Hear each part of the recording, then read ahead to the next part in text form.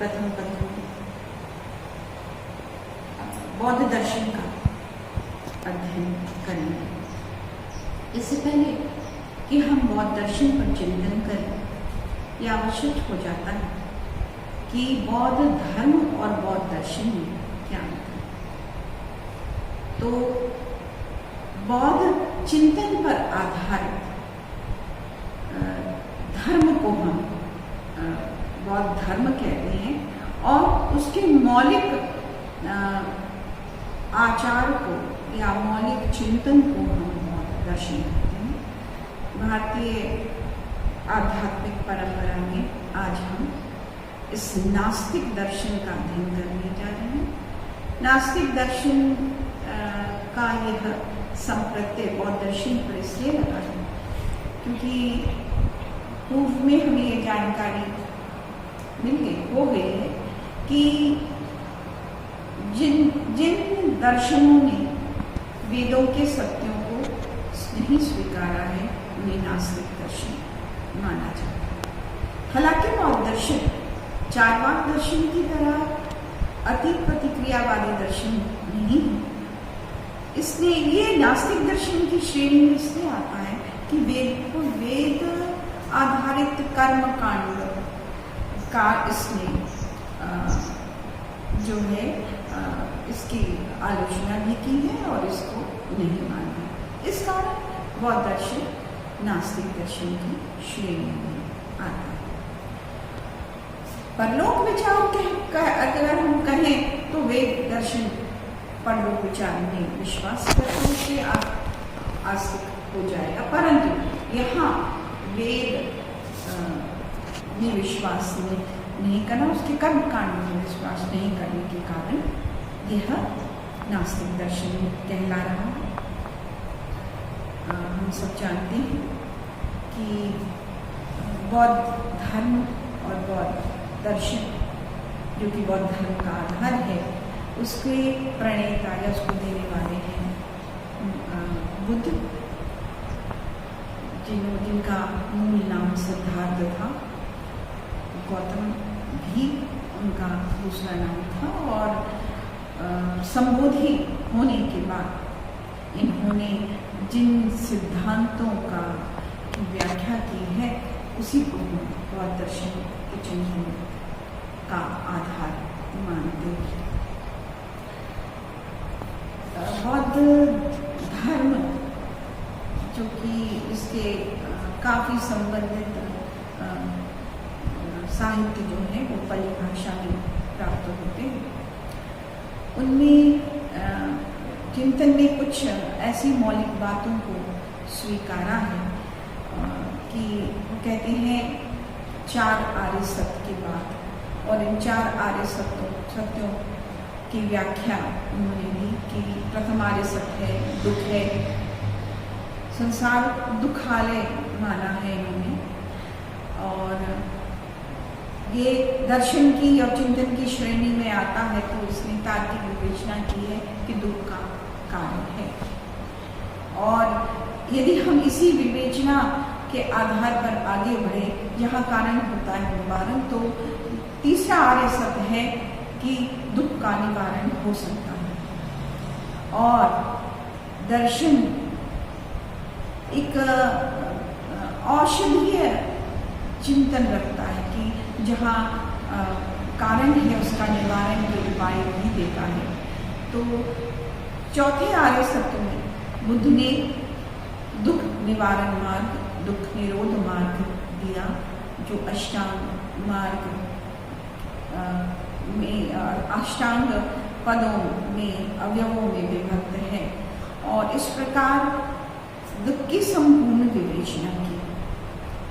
हमने कई जगह पढ़ा कि बुद्ध ने तत्वमीमांसीय प्रश्नों को पूरी तरह अनावश्यक माना है, और उसका कारण यह है कि बुद्ध के दुख विवेचना में उन्होंने पाया कि ये तत्वमीमांसीय प्रश्नों की चर्चा चाहे जितनी भी व्यापक होगी, गूढ़ हो रही, लेकिन मनुष्य के विशेषकर आम मनुष्य के दुख निवारण में इनका कोई सीधा साधा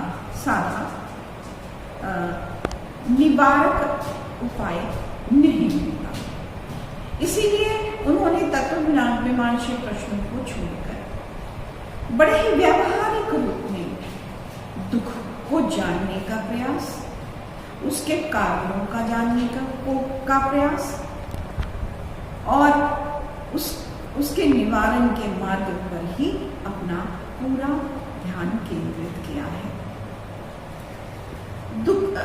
बुद्ध ने दुख विवेचना में जो द्वितीय आर्य सत्य के रूप में कि दुख का कारण है, उसमें द्वादश निदान की श्रृंखला को दर्शाया है, जिसको पाली भाषा में हम पाटिच्य समुपाद और इस बुद्ध की जो विवेचना है उसमें प्रत्युत समुत्पाद के रूप में देखते हैं। प्रत्युत समुत्पाद को बुद्ध ने धर्म माना।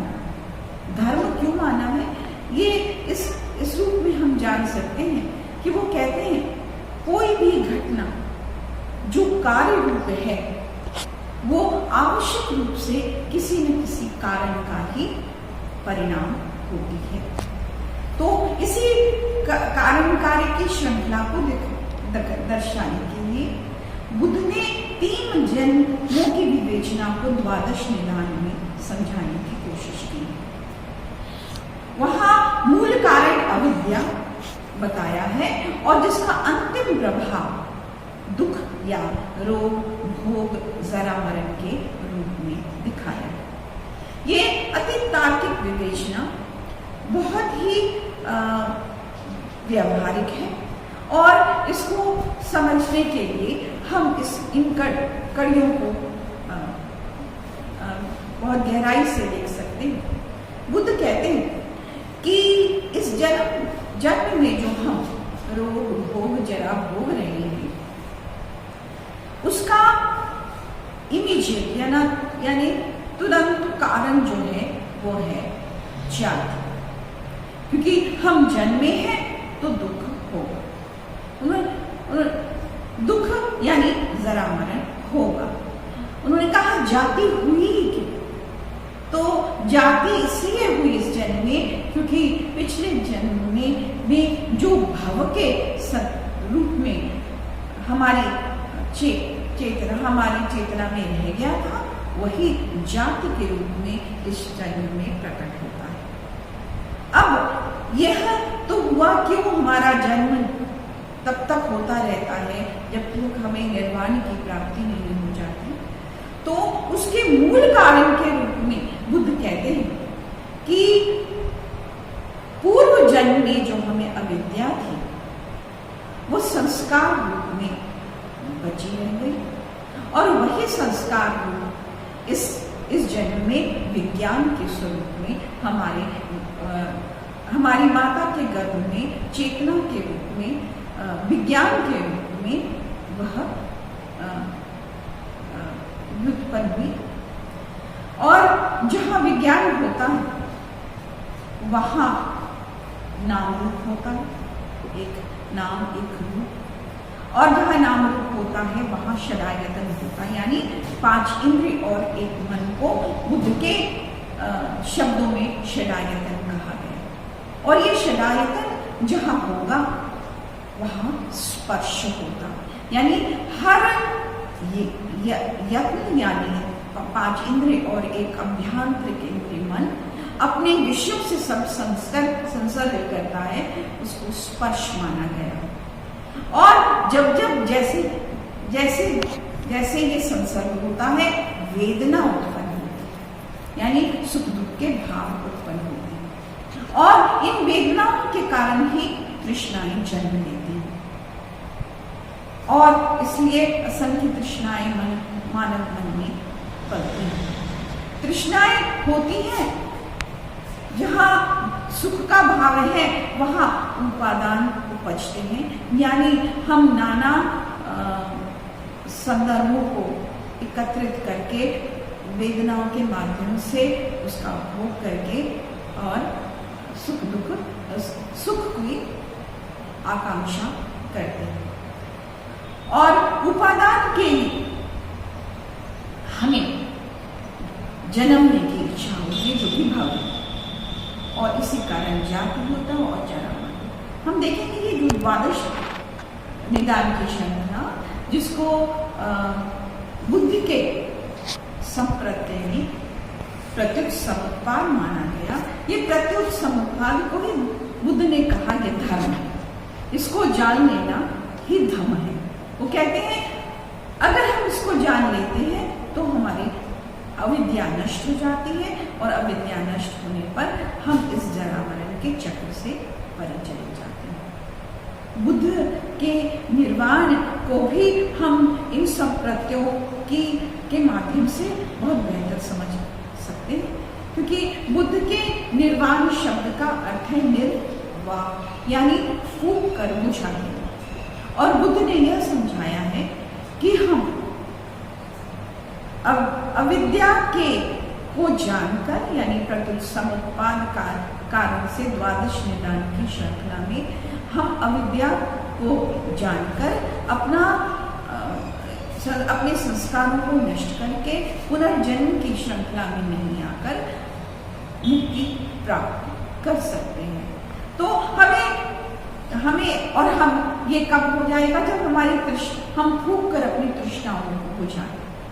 इसीलिए यहाँ हम इस निर्वाण शब्द का प्रयोग करते हैं, जो कि मोक्ष का ही संप्रत्यय कह सकते हैं हम, मोक्ष का समरूप है, और जिसमें हम जरा मरण के चक्र से हमेशा के लिए छूट जाते हैं, और जरा मरण के चक्र से छूट जाने पर निश्चित रूप से हमारा दुखार्जन जो है हम अपनी अविद्या के कारण करते हैं, वह भी हमेशा के लिए समाप्त हो जाता है। ऐसा बुद्धिमान। इस प्रकार हम देखते हैं कि सरल व्यवहारिक 4 आर्यों की विवेचना से हम क्या कर सकते हैं, हम निर्वाण प्राप्त कर सकते हैं और दुखों का हमेशा के लिए, यानी आक्रांतिक अंत अभाव ला सकते हैं। और यही बौद्ध दर्शन में बड़ी व्यवहारिक दृष्टिकोण से दिया गया।